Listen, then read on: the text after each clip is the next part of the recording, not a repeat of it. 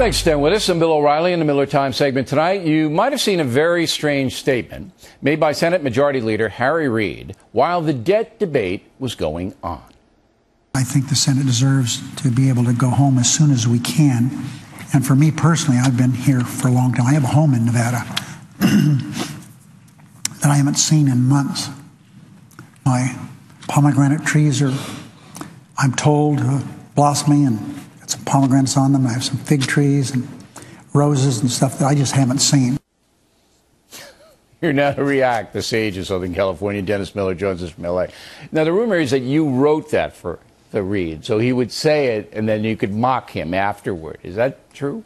You know why Harry's so choked up about the pomegranate trees is at this point, at least intellectually speaking, he's considered to be existing in a vegetative state.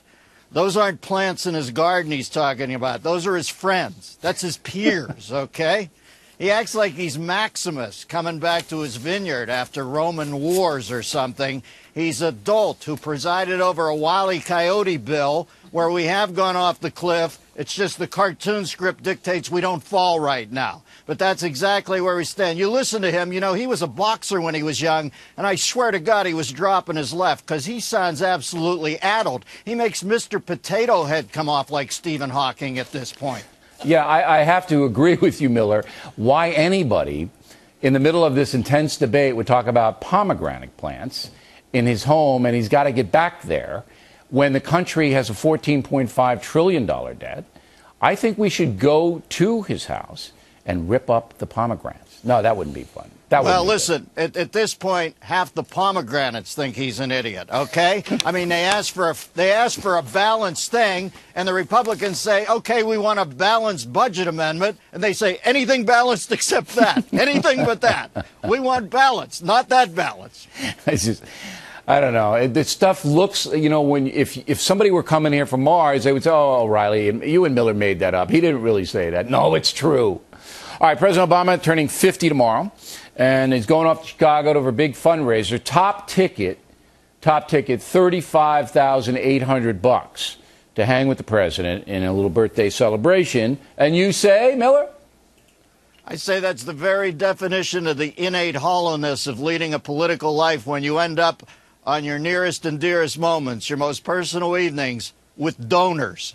That should tell you all you need to know about the ramble that is politics. You take your 50th birthday and you start hanging out with donors. I'm hoping that somebody gives him a tea cake for his birthday. You think he'd appreciate that?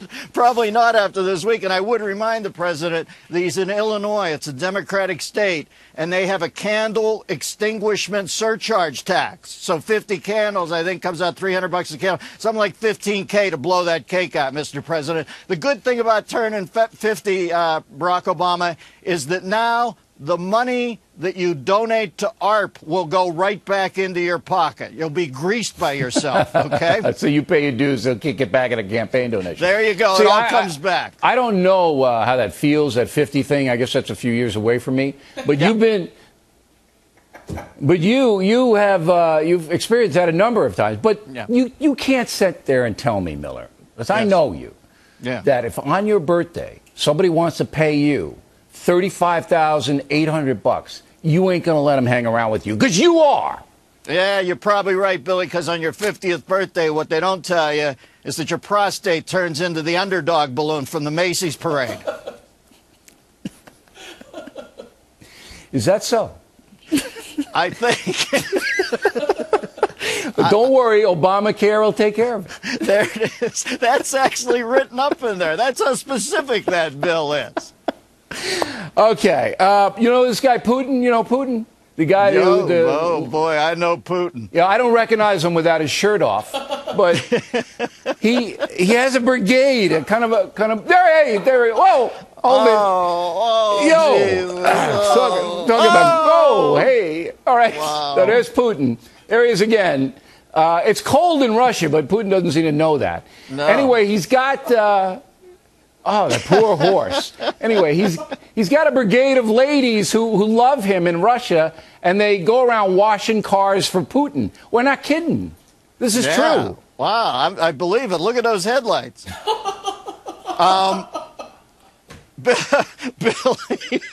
Hey, look, it's that linguist chick from the show 2 weeks ago who became a citizen. No, that's not Marina. That's not her. I'm sorry. Well, listen, it's nice to know that the warrior people that were the Russians that were able to hold off in Leningrad for 900 days against the Hun are now depending on baked goods sales and junior achievement car washes to fund the military. I know. I mean, it used to be the KGB would send those ladies to Siberia, and now they're raising money because they don't have any money, so they're doing car washes. You think our economy's bad? Look what's going on over there. Yeah, Putin can't afford a shirt, and these ladies are the economic engine of the whole country.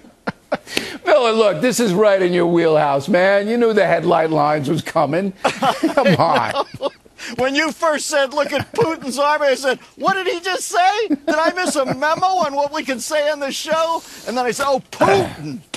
I get it. I don't know how the segment got out of control. Scared the living hell out of me. On Friday night, you're going on Leno. You and Jay are buddies, right? You're pals. Now, does he ever ask you about this segment, the Miller Time segment, and how this thing goes, or does he have no idea that it's on? I think he has an idea that. Listen, I'll be honest, Billy. I'm about good for 8 minutes of TV a week on any given calendar month. And I found the perfect place for me to do it. You and I are simpatico comedically. We have a good time. I love Jay, but, you know, I just don't see him as much as I used to since I started doing The Factor. Who'd have thought that The Factor would turn out to be the catbird seat for me comedically? Oh, it's absolutely the great venue because you can combine your wit with public affairs. You do a radio show for Westwood One. You're talking about things people are interested in. So they want to be entertained, but they also want your opinion. Now, I'm not sure Jay wants your opinion or not. I don't know whether he does or not. Jay's like me when I host the show. You want the guy to come on. Even Letterman says the same thing. Jon Stewart's told me the same thing. Bring the funny. Come on, tell a couple stories, smile, make the people feel like they're seeing a show. That's what hosts want at some point. All right. So Miller will be on Leno, and a couple of footnotes. He is going to be plugging, Miller is, I hope, the Boulder Fresher Tour, which begins at the Westbury Theater on Long Island, August 20th, continues in Connecticut, Richmond, Virginia, and Atlantic City, New Jersey. Details on boulderfresher.com or BillO'Reilly.com. And I apologize for that. Got away from me, that Miller segment. I don't know how.